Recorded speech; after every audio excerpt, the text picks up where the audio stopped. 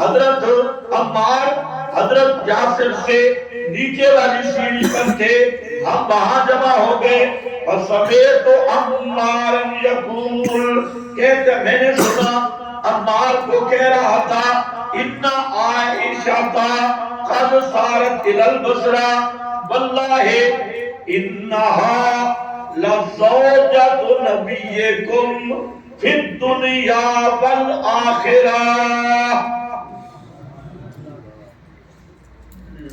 یہ کیوں جان ہے؟ اس کے کئی مقاصد ہیں۔ ایک غرض یہ ہے کہ عموماً اہل رفض، روافض اور روافض کے وکلا حضرت عائشہ پر بکواس کرتی ہیں، تان کرتی ہیں۔ کب؟ جب جنگ جمل میں حضرت عائشہ صفائی کے لیے صلح کے لیے نکلی تھی، تشریف لے گئی تھی بصرہ کی طرف، حضرت علی اور حضرت معاویہ ان کے مابین صلح کرانے کے لیے حضرت عائشہ صدیقہ رضی اللہ تعالی عنہا تشریف لے گئی۔ اس پہ ہمیں تشیعوں کے کئی طعن ہیں۔ ہمارا ایک شیعوں کا وکیل، وہ اپنے مناظر کو وکیل کہتی ہے، اس سے اس موضوع پر بہت زبردست مناظرہ کہہ لو، گفتگو کہہ لو، بازار میں یہ ہوئی تھی۔ تو اس نے چند ایک باتیں کی، ان کو ان کے مزاج کا جب تک جواب نہ ملے، صوفیوں والا جواب کام نہیں آتا۔ اس نے سوال کیا کہ قرآن نے جب فیصلہ کیا کرنا فی بیوتکن، اپنے گھروں میں رہو، حضرت عائشہ کیوں گئی تھی جنگ جمل میں؟ حضرت عائشہ نے نص قرآن کی تلاوت کی۔ میں نے کہا اچھا کرنا فی بیوتکن، گھروں میں رہو، باہر نہ نکلو۔ رسول پاک کے ساتھ باہر جاتی تھی کہ نہیں؟ غزوات میں حج پر باہر نہیں گئے۔ اب لے جانے والا رسول ہے، تمہارے اصول کے مطابق اگر یہی استدلال، یہی معنی ہے، پھر حضرت عائشہ پر جو بعد میں الزام آئے گا، پہلا الزام تو رسول اللہ پہ ہوگا، معاذ اللہ۔ پتہ نہیں آپ سمجھ بھی رہے ہیں کہ نہیں؟ آج بھی میڈیا پہ سب سے بڑا اعتراض یہ ہے، قرآن نے کہا کرنا فی بیوتکن، وہ بات کیوں آئی؟ میں نے کہا اگر نہیں مانا ہے جو تم کر رہے ہو، تو کرنا فی بیوتکن کے نزول کے بعد رسول پاک نے خود ازواج کو اپنے ہمراہ سفر میں بھی لیا، حج پہ بھی لائے۔ سمجھ آ رہی ہے؟ وہ عمرۃ القضاء بھی ہوا تھا، اور وہ جو مسجد عائشہ سے عمرہ کرتے ہیں تو حاجیوں کو پتہ ہے وہاں سے کیوں کرتے ہیں۔ بہرحال آپ تشریف ساتھ لے جائیں۔ اب کرنا فی بیوتکن کا اگر یہ معنی ہے جو تم کر رہے ہو، تو اس کی مخالفت کا الزام حضرت عائشہ پہ بعد میں ہوگا، رسول اللہ پہ پہلے ہوگا۔ اب بیچارے کی آنکھیں پتھرا گئی، کہتے کیا معنی ہے؟ میں نے کہا تم تو لوگ قرآن سے معلوم، اس آیت کے ساتھ والا ٹکڑا پڑھتا، کرنا فی بیوتکن آگے تبرجنا، یہ جملہ مفسر ہے، کرنا فی بیوتکن کی تفسیر ہے، گھروں میں رہو، جاہلیت اولا کے ہاتھ سگار کے ساتھ باہر مت نکلو۔ مطلب ہے کوئی ضرورت ہے تو نکلنے کی جہاں اجازت ہے، لیکن تبرج جاہلیت اولا والا نہ ہو۔ یہ آیت کو اجازت دے رہی ہے گھر سے باہر آنے کی، تم بے ایمان کہتے ہو گھر سے باہر ہی نہیں جانا۔ مسجد نبوی تو باہر ہی تھی نا حضوروں کے، وہ تو بیت اللہ اللہ کا گھر ہے، مسجد نبوی میں نہیں آتی تھی۔ کرنا فی بیوتکن کا بڑا عجیب معنی کیا، گھر سے نکلے ہی نہیں۔ اب یہاں پھنس گیا، کوئی جواب نہیں تھا. وہ یہ کہتا ہے فوراً اپنی رابطیوں والی عادت لے کر عائشہ علی کے مقابلے میں کیوں آئی؟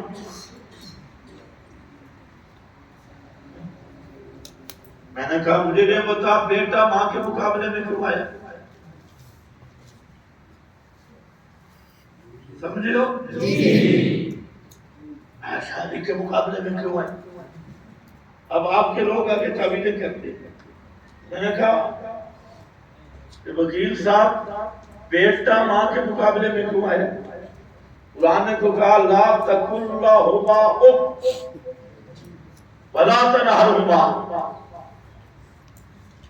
بیٹا ماں کے مقابلے بیٹا اور ماں کی لڑائی ہو ماں کو قصوروار کہا جاتا ہے یا بیٹے کو؟ بیٹے کا کیا حق ہے ماں سے لڑنے کا بھائی؟ اب یہاں جب پھنسا تو کہتے ہیں نہیں نہیں لا تقل لہما، یہ وہ ماں نہیں. پھر میں نے اپنی زبان استعمال کی، خوبصورت. میں نے کہا یہ کون سی ماں ہے؟ تیری چوڑی ماں، جس ماں نے تیرے جیسے خنزیر کو جلائے وہ چوڑی ماں کی یہ شان ہے لا تقل لہما اف. اور جو ام المومنین سارے مومنوں کی ماں ہے اس کے ساتھ لڑائی جائز بن گئی. وہ جو میدان تھا جہاں بیٹھے تھے، آپ یقین کریں ابھی وہ ساتھی زندہ ہے جو یہ مناظرہ کروانے والے تھے، ابھی بھی موجود ہیں.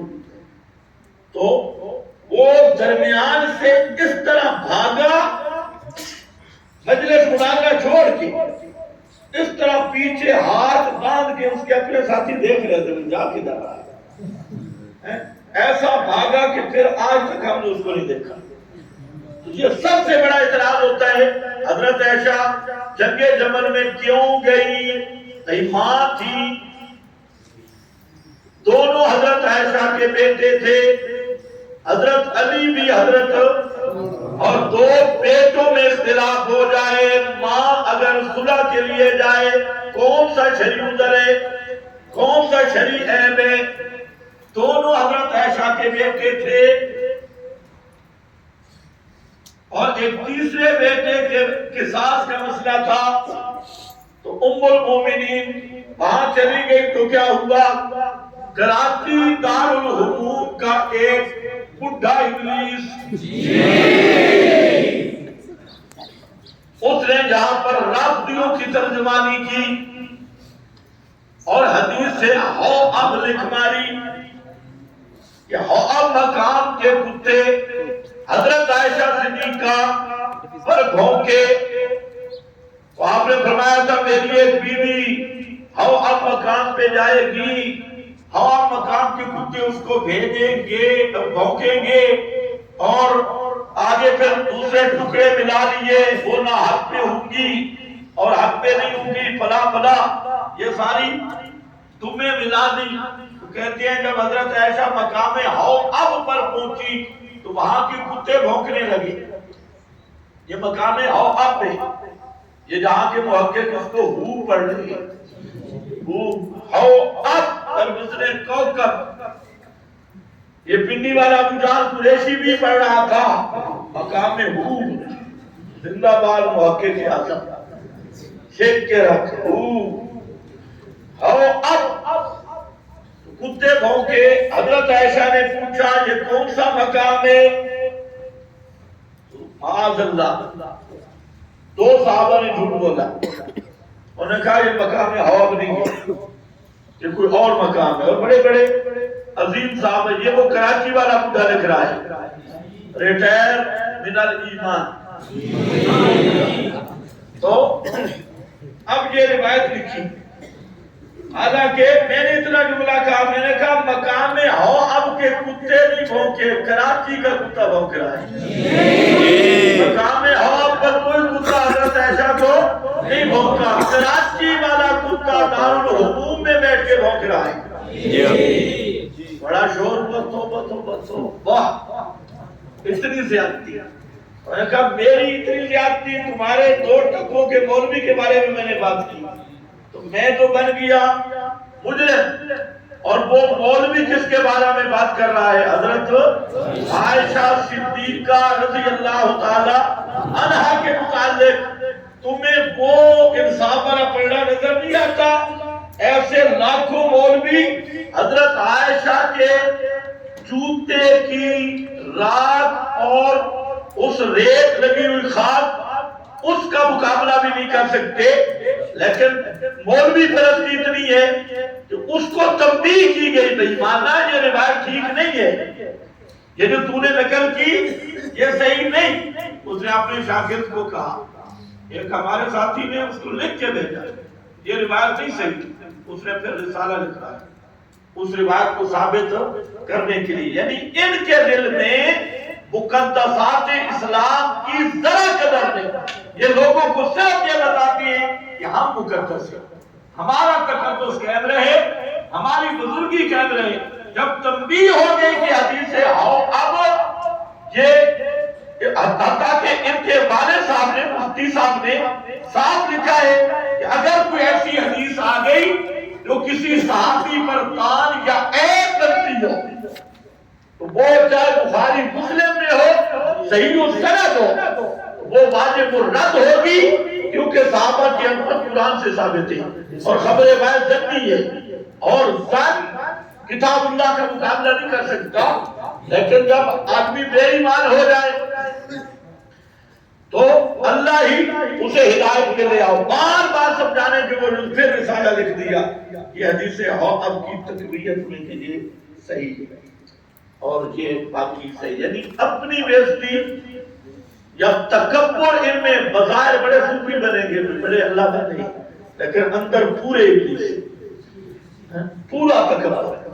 ادھر ان کے جو وکیل ہیں ان کو تو شاید کافی تکلیف ہوگی, لیکن جو حضرت عائشہ کی توہین کرے اس بے ایمان کی ہم کبھی بھی عزت کرنے والے نہیں, چاہے اس کی داڑھی سفید ہو یا داڑھی کالی ہو. تو جہاں پر میں یہ حدیث لایا اس مقصد کے لیے کہ عمار بن یاسر یہ خاص صحابی ہے, اس کو شیعہ بھی مانتی ہے سنی بھی مانتی ہے. شیعہ تو اپنے مقصد کے لیے مانتے ہیں. یہ قتل عمار پہ جو تقتل کلبیت الباغیہ اس بھی میں بات کروں گا, لیکن ہے مسلم شخصیت حضرت عمار بن یاسر. اور ساتھ کون ہے؟ حضرت حسن, حضرت علی کے بیٹی. اب یہ 2 گواہ اور 2 گواہ ایسے ہیں جس کو شیعہ بھی مانتے ہیں سنی بھی مانتی ہے. وہ حضرت عائشہ کی عظمت بیان کر رہی ہے. اور عظمت کیا دیکھو, فرماتی ہیں واللہ واللہ ایک حسن ابن علی یہ شیعہ کا معصوم امام ہے اور قول معصوم کا انکار کفر ہے عند شیعہ. آؤ ذرا اپنے امام کی بات مانو. اور عمار بن یاسر یہ بھی مسلم صحابی رسول. اب دونوں کھڑے ہیں, ایک آل علی اور عمار بن یاسر جنتی آدمی. اور کیا کہتے ہیں؟ قال الحسن, حسن بن علی, حضرت حسن فوق المنبر بھی آلہ ہو وقام عمار اسفل من الحسن. جمع ہو گئے ہم ان کی طرف. فسمعت عمارا یقول ان عائشہ قد سارت الى البصرہ. حضرت عائشہ بصرہ کی طرف تشریف لائیں. واللہ انہا لزوجۃ نبیکم فی الدنیا والآخرہ. اللہ کی قسم حضرت عائشہ تمہارے نبی کی بیوی ہے, دنیا میں بھی اور آخرت میں بھی. دنیا میں بھی اور جنت میں بھی, آخرہ. ولیکن اللہ تبارک و تعالی ابتلاکم, اللہ نے تمہیں آزمائش میں ڈالا ہے تاکہ ظاہر کرے کہ کون اس کی اطاعت کرتا ہے یا اس کی، تو معلوم ہوتا ہے رافضیوں کا ایک گندا بدبودار خوراک کا گندا کہ جب حضرت عائشہ وہاں گئی تو زوجیت رسول کی نسبت ختم ہو گئی جنگ جمل میں، اور بعد ایسے دجال کذاب شیاطین ہیں کہ ایسے کفریہ جملے کہتے ہیں، الامان والعفیر کہتے ہیں نبی پاک نے حضرت عائشہ کی طلاق کے اختیار علی کو دیا تھا معاذ اللہ، اور جنگ جمل میں حضرت علی نے حضرت عائشہ کو طلاق دے دی تھی۔ ایسا کفر جو ہندوؤں کی کتابوں میں بھی نہ ملے، سکھوں کی کتابوں میں نہ ملے، یہ یہودی اور ناصر والاصل شیعہ اور رافضیوں کی کتابوں میں یہ گن درج ہے۔ تو ان پر اتمام حجت کے لیے یہ روایت میں لایا کہ وہ تو وہاں آئے ہوئے کہہ رہے ہیں کہ یہ دنیا میں بھی نبی کی بیوی اور آخرت میں بھی پیغمبر کی بیوی ہے۔ ازواج مطہرہ، جہاں ایک بات چلی ہے، دنیا والی بیویاں جائیں گی، ازواج میں داخل ہیں۔ اب ایک بیوی کے دو خاوند ہوں، جب کے بعد نکلے،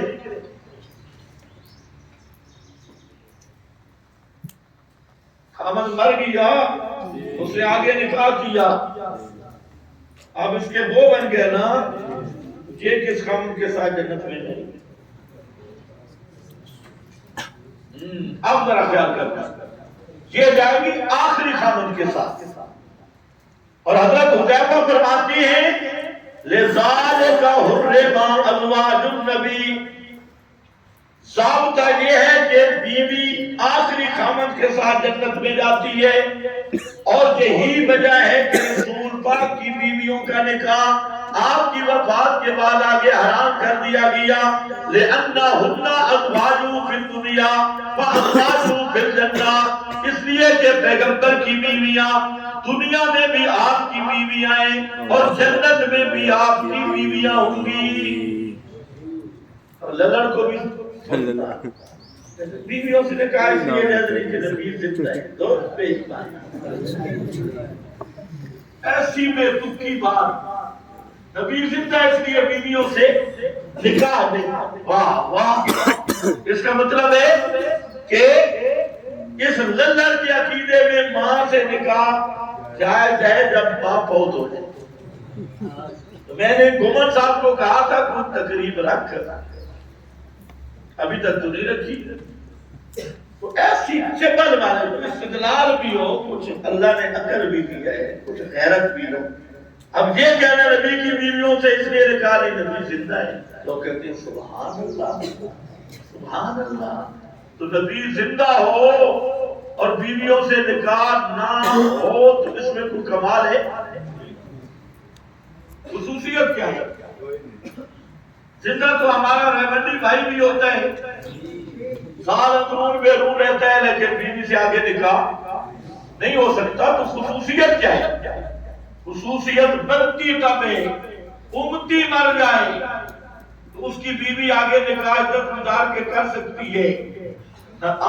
نبی کی بیویوں کی خصوصیت یہ ہے کہ نبی پہ موت بھی آ جائے تو اللہ نے ان کا نکاح آگے حرام قرار دیا، اور اس کی حکمت یہ ہے کہ نبی کی بیویاں دنیا میں بھی نبی کی بیوی ہیں اور جنت میں بھی نبی کی بیوی ہیں۔ ہمارے ہاں ایک مولوی صاحب ہے، وہ کہتے ہیں میں نے 2 دفعہ تو حدیث کی، اس نے یہ دلیل پیش کی ہے، بڑا سنجیدہ مولوی۔ خیر باقی جب آپ تو اپنے مقام پہ ایک بات میں نے سے کی، میں نے کہا یہاں جو آپ دلیل پیش کر رہے ہیں پہلے یہ متعین کریں کہ یہ علت حیات ہے یا علت عدم الموت ہے۔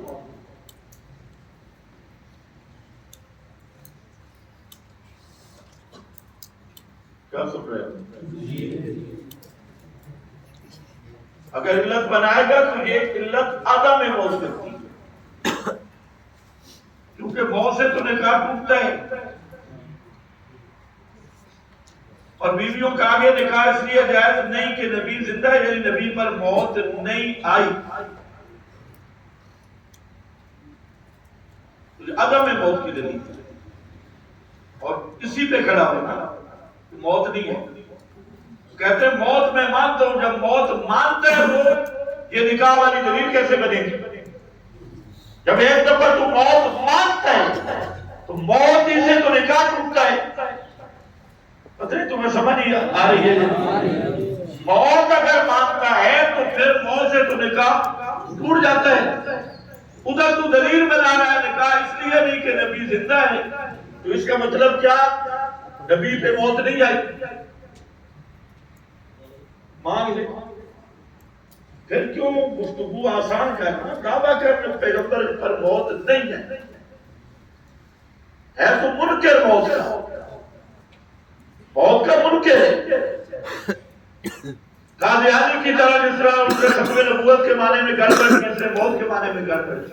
اتو موت ہے، روح بیچ رہے گی فلاح ہوگی. خیر آ جا. ازواج مطہرۃ وہم فیہا خالدون. یہ آگے پانچویں چیز، ہم فیہا خالدون. یہ لذتیں عارضی نہیں ہوں گی، وہ ان باغات میں ہمیشہ رہنے والے ہوں گے. اللہم اجعلنا منہم. ان اللہ لا یستحیی ان یضرب مثلا. اب ذرا خیال کرو، تھوڑا سا مشکل مقام ہے.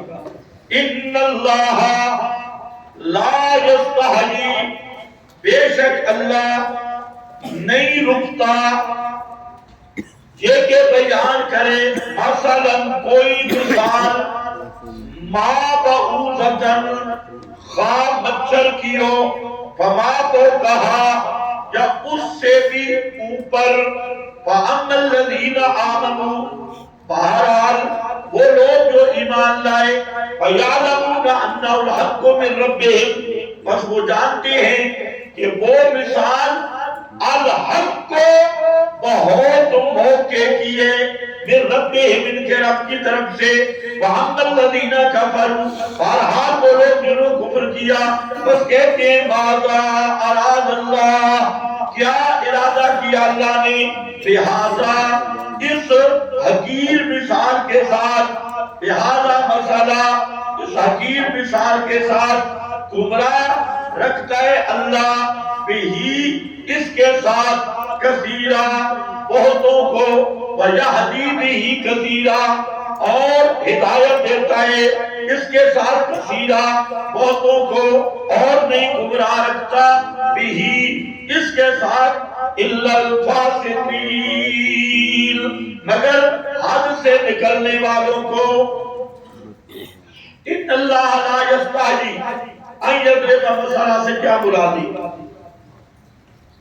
ایک تو میں نے بتا دیا لا یستحیی کا مبدا مراد نہیں ہے، غایت مراد ہے. اب اصل الحیا، حیا کی جو اصل ہے وہ ہے تغیر و انکسار. یعتر الانسان من تخوف ما یحاب به فیذم. حیا کی حقیقت یہ ہے کہ انسان میں وہ کیفیت کہ جو ذم کے خوف کی وجہ سے انسان میں طاری ہو جائے اور اسے روک دے. تو یہ جو ہے تغیر اور انکسار یعتر الانسان، اس حقیقی معنی سے اللہ کی ذات پاکی، اس تغیر انکسار والے معنی سے اللہ تعالیٰ کی ذات پاکی. اسی لیے لکھا لا يجوز علی القدیم التغیر، واجب الوجود پر تغیر جائز ہی نہیں، اور خوف ذم یہ جائز ہی نہیں. تو یہاں پر کیا ہے؟ بلاکن الترک لما کان من لوازمہ عبر عنہ بہ، لیکن اس حیا کا لازم تھا ترک، حیا کا لازم تھا ترک. جب حیا انقباض النفس، نفس منقبض ہوتا ہے تو کام چھوڑ دیا جاتا ہے. تو حیا کے لوازم میں سے ترک ہے، وہی مراد ہے جہاں فیجوز ان تکا العبارہ فی کلام الکفرہ نصب بھی ہے. اور باقی یہ بھی ہو سکتا ہے کہ ان اللہ یہ کافروں کا کلام ہو. بقولہ ہو کس کا؟ کافر یہ کہتی ہے، اس میں توجیہ کی ضرورت ہی نہیں. لیکن عموماً ظاہراً نہیں ہے کہ یہ کلام اللہ ہے، اللہ تعالیٰ کا فرمان ہے. اس میں لا یستحیی بمعنی لا یترک، اللہ چھوڑے گا نہیں، چھوڑتا نہیں ہے مثال بیان کرنا. آمین. اس کے بعد ہے یہ باپ موصوفہ ہے، مثلا مبدل منہ ہے، اور آگے پھر موصوف صفت ہے.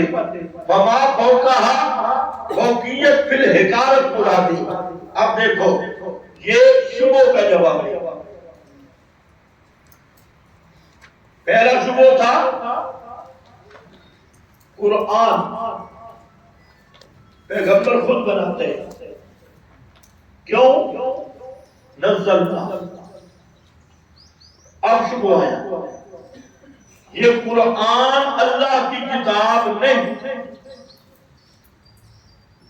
اگر یہ اللہ کی کلام ہوتا تو اس میں حقیر مثالیں نہ ہوتی، حقیر مثالیں نہ ہو. یہ ہمیشہ سے مشرکوں کی عادت رہی، تقریروں پہ بھی ایسے اعتراض کرتی ہے. ایک گل جھکتی نہیں، کلام اللہ میں ایسی حقیر مثالیں، یہ کیسے؟ یہ جو قرآن حقیر مثالیں بیان کر رہا ہے یہ اللہ کا کلام نہیں ہے. اللہ کا کلام بہت چھوٹی چھوٹی مثالیں. اب ذرا خیال کرنا اس سے مراد کیا ہے. جہاں دو قول ہیں، بعض مفسرین کہتی ہیں کہ مراد ہے قرآن میں کمثل العنکبوت، مکڑی کی مثال بیان کیا کہ جو لوگ اللہ کے سوا اوروں کو پکارتے ہیں ان کی مثال ہے کل مکڑی کے جالے جیسی. جہاں پر مشرکوں کی زبردست بےعزتی ہے، جائیں گے تو پتہ چلے. لن یخلقوا ذبابا، مکھی نہیں بنا سکتے. توبہ توبہ، مکھی، اچھا مکھی جاتا اللہ کا کلام، یہ نہیں ہو سکتا. اس کا جواب ہے یہ آیت، اور آیت کا حاصل یہ کہ مثال سے مقصود ہے توضیح، وضاحت مقصد ہے. اور مثال کے لیے ضروری ہے کہ جس چیز کی مثال دی جائے ممثل لہو اس کے مطابق ہو. اور مثال میں یہ نہیں دیکھا جاتا کہ دینے والا کون ہے، متکلم کے مناسب نہیں ہوتی ممثل، بلکہ مثال کے لیے ضروری ہے کہ کس کے موافق ہو ممثل لہو کی، جس کے لیے مثال دی جا رہی ہے. ایک تقریر جہاں یہ ہے، لیکن یہ تقریر دوستوں بزرگوں تقریباً مرجوع معلوم ہو رہی ہے. کیوں؟ لن یخلقوا ذبابا کمثل العنکبوت. ایک تو عنکبوت مچھر نہیں ہے، مچھر کی مثال پورے قرآن میں اس سیاق میں نہیں ہے. توجہ ہے میری طرف؟ عنکبوت مچھر نہیں، مکھی بھی مچھر نہیں. میرے ساتھ متفق کون ہے؟ اور کیوں نہیں رہے؟ یہ سارے چودھری کون ہیں پیچھے تک؟ سارے ڈاکٹر. تو مچھر کی مثال اگر ہے تو وہ لکھ کر بھیجے، مجھے نہیں ملی. جہاں تو لفظ آ گیا مثلا ما بعوضۃ فما فوقها، اب عنکبوت، دامن، مکھی، یہ تو مچھر نہیں ہے۔ دوسرا وہ مکی دور میں مسئلہ چلا ہے، اب ہم مدینہ میں بیٹھے، اعتراض وہ مکہ میں کرتے رہے۔ یہ سورہ البقرہ مدنی ہے، تو اتنے عرصے کے بعد جہاں ہم جواب دے رہے ہیں یہ بھی کوئی مناسب بات نہیں لگتی، اس لیے حافظ ابن کثیر رحمۃ اللہ علیہ اور بعض دیگر محققین نے بہترین بات کی، فرماتے ہیں یہ مسل تو مسئلہ نہیں، علاج میں کہ کئی مچھر کی مثال پہلے بیان کیا، مسل تو مسئلہ، اصل بات ہے یہ جو پہلے مثال گزری ہیں دو، کون سی مثالیں دو گزری ہیں؟ ایک کافروں کی اور دوسری منافقوں کی۔ اگر آپ خیال کریں تو بڑی بےعزتی ہوئی ہے، کافروں کی بھی اور زبردست بےعزتی ہے، حد ہو گئی، صحیح پھٹے ہوئے۔ تو مثالوں سے مراد وہ مثالیں ہیں جو ابھی گزری ہیں، اور یہ کہتے ہیں کہ اللہ کا کلام ہے، مثالیں دی جا رہی ہیں، استوقد نارا کسیب فلاں، یہ مثالیں اصل میں ان بیگانوں کی بےعزتی ہوئی تھی اور زبردست بےعزتی نقشہ قرآن نے کھینچا۔ تو یہ اعتراض کر رہے ہیں ان مثالوں پر، ایسی حقیر حقیر مثالیں بیان کرنے کی کیا ضرورت ہے؟ اللہ کے کلام میں نہیں آ سکتی۔ اللہ نے فرمایا تم تو کسیب پہ چل رہے ہو، اس توقع نارا سے اللہ رب العزت اگر تمہاری مثال مچھر سے بھی دے تو وہ بھی مناسب ہے۔ سیب پہ چڑھنے والوں، اس توقع نارا پہ چڑھنے والوں، تمہاری مثال تو مچھروں کے ساتھ بھی مناسب ہے۔ تو مثالوں سے مراد وہ نہیں کہ مثل عنکبوت یا لن یخلقوا ذبابا، یہی مثال ہے اس توقع نارا اور کسیب، یہی جو منافقوں اور مشرکوں کی مثال بیان ہو چکی ہے، یہ مراد ہے۔ اب دیکھو لا یستحیی ان یضرب مثلا، کوئی مثال ما بعوضۃ فما فوقها۔ اب جن حضرات نے مکھی اور عنکبوت کو ذہن میں رکھا تو انہوں نے فوقیت کے جوسا کا قول بھی کیا کہ جوسے میں اوپر ہو، حالانکہ سیاق بتا رہا ہے کہ ما بعوضۃ، بعوضۃ تحقیر کے لیے ذکر کیا گیا، حقارت کے لیے۔ اب فوقہا فوقیت فی الحقارت ہی ہوگی، فوقیت فی الجوسا نہیں، کیونکہ بعوضۃ کا لفظ بتا رہا ہے یہ تنوین تحقیر کی ہے، اور تنقیر تحقیر کے لیے مچھر جیسی حقیر چیز تو حقارت میں فوقیت ہوگی نہ کہ جسم میں۔ تو فوقہ کا معنی کیا ہے؟ جسم میں مچھر سے بڑا نہیں، حقیر ہونے حقارت بھی۔ فما فوقہا آپ کے پاس لکھا ہوگا ہوا سیوت والے حقارہ بیزاوی شریف، سیوت اور حقارہ پہلا مچھر حقیر ہے، فما فوقہا آ کر ہے، آ کر، اور آ کر خود دیکھ لینا، بعض نے کہا جناح بعوضہ، مچھر کا پر، اور مشرک کو اگر مثال دی جائے مچھر کے پول کے ساتھ تب بھی مناسب ہے۔ وَأَمَّا الَّذِينَ آمَنُوا، بہرحال وہ لوگ جو ایمان لائے، وَيَعْلَمُونَ أَنَّهُ الْحَقُّ، یہاں مرشد تھانوی رحمت اللہ علیہ، حضرت تھانوی عجیب مفسر ہیں، کیا معنی بڑا خوبصورت کیا۔ بہرحال وہ لوگ جو ایمان لائے بس جانتے ہیں کہ وہ مثال الحق بہت موقع کی ہے۔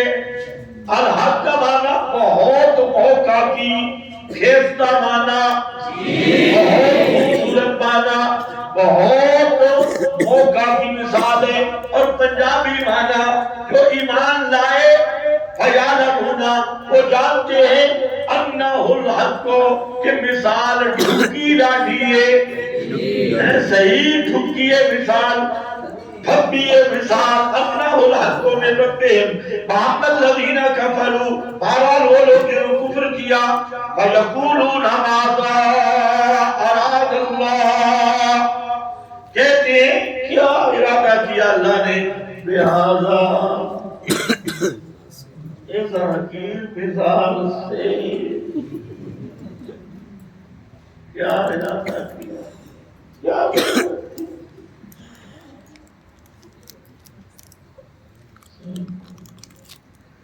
اب دیکھو کیا ضرورت تھی، ماذا اراد اللہ، کیوں یہ مثال تھی؟ کلام اللہ میں ایسی مثال ہے، توبہ توبہ توبہ کہ گزرے کو ایمان کرتا ہوں پر اوپر توبہ۔ اللہ نے فرمایا مثال دی میں نے تیرے جیسے پاپی کو گمراہ کرنا کے تو ذلو بھی یہ زیادہ رو رہا ہے، ایسی مثال ہے کیوں نہیں فرمایا ذلو بھی تیرے جیسے پوزی کو گمراہ کرنا، اس کو کہتے ہیں جواب بدل سے سوال، جواب بدل سے سوال۔ آپ نے مجھ سے پوچھا کہ یہ میں نے یہاں رکھا ہے موبائل، آپ نے کوئی بزرگ کہتے ہیں استاد جی یہ موبائل یہاں کیوں رکھا ہے؟ میں کہتا ہوں یار یہ صفحے ہوا سے اڑ جاتی ہیں، ان کو سیٹ رکھنے کے لیے، پھر استاد جی یہ موبائل کیوں رکھا ہے؟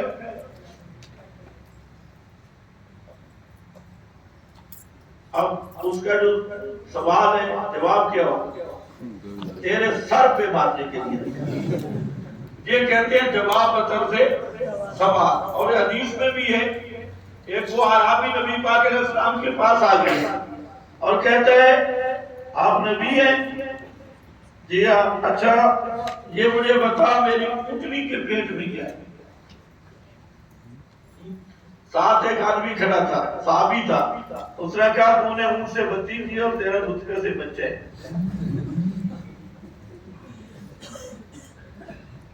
صاحب نے فرمایا تو یہ تھا جواب بدل سے سوال، یہ ہوتا ہے۔ عروہ نے بھی کہا تھا نا، اس نے بھی ایک سوال کیا جو صدیق اکبر نے جواب دیا ان سو بزر اللہ خیر۔ کبھی کبھی جواب صوفی بھی کڑوے کڑوے دیتے ہیں، جہاں جواب بطرز سوال وہ کہتے ہیں کیوں جی کہ ضرورت ایسی مثالوں کی مناسب نہیں جی، اللہ کے کلام کی یہ شان نہیں ہے جی، یہ اللہ کے کلام میں یہ مثالیں کسیے میں نستو خدنارا ان کے ماذا اراد اللہ، کیا ارادہ ہے اللہ کا؟ فرمایا میرا ارادہ ہے تمہارے جیسے بے ایمانوں کو گمراہ کرنا، تاکہ جاؤ جانا۔ اب کوئی اشکال نہیں۔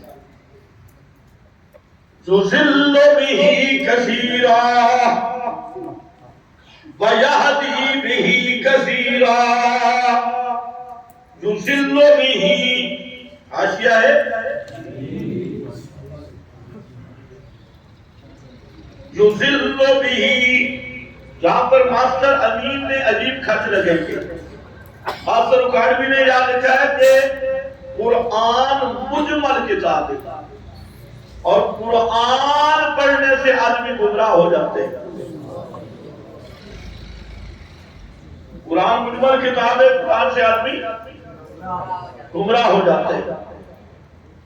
اور یضل به کثیرا سے استدلال بھی فرمایا ماسٹر صاحب نے، یضل به کثیرا، اس پر میں نے جواب دے دیا۔ اور دوسرا جو مفسرین نے بات کی یضل به کثیرا پر کہ اللہ گمراہ نہیں کرتا، مطلب یہ ہے کہ تم انکار کرتے ہو اور گمراہ ہوتی ہو، تم انکار کر کے گمراہ ہوتی ہو، تو جو قرآن کا منکر ہے اس کو اللہ گمراہ کرتا ہے خلقت۔ اپنی میری بات سمجھ گئے؟ قرآن سے آدمی گمراہ نہیں ہوتا، قرآن سے انکار کرنے سے آدمی گمراہ ہوتا ہے، قرآن کا مسئلہ نہ ماننے سے آدمی گمراہ ہوتا ہے۔ تضلوا به کثیرا، ان مثالوں کے ساتھ اللہ گمراہ رکھتا ہے بہتوں کو جو بہت بولتے ہیں ضدی انادی۔ وَيَهْدِي بِهِ كَثِيرًا يُوَفِّقُ، اوپر ایک عبارت ہے اس کو ساتھ ملا لو، یہدی یوفق یضل یخذل، خذلان سے وما یضل بھی آگے بتا دیا، اور نہیں گمراہ کرتا اس مثالوں سے الا الفاسقین۔ کس کتاب میں لکھا ہے؟ ایک ہی کتاب ہے شکلیات ماسٹر کی، تسکین التزکیہ، وہی ہے الا الفاسقین، مگر حد سے نکلنے والے۔ یہاں فاسقین سے مراد کافرین۔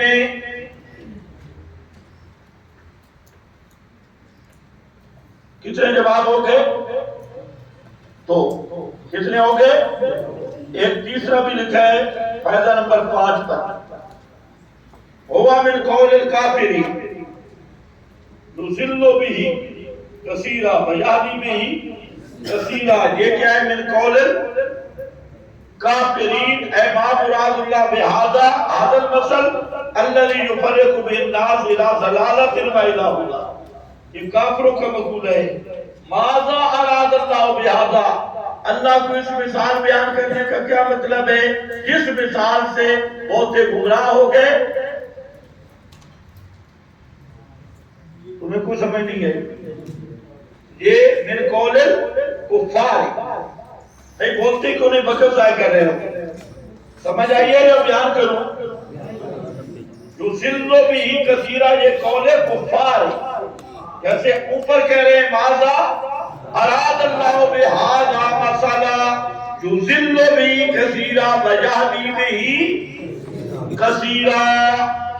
یہ کافر کہہ رہے ہیں کیا اللہ کو ایسی مثالوں کی کیا ضرورت جس سے امت میں توڑ پیدا ہو گیا، ایک فرقہ ہدایت پہ ایک گمراہی پہ چلا گیا۔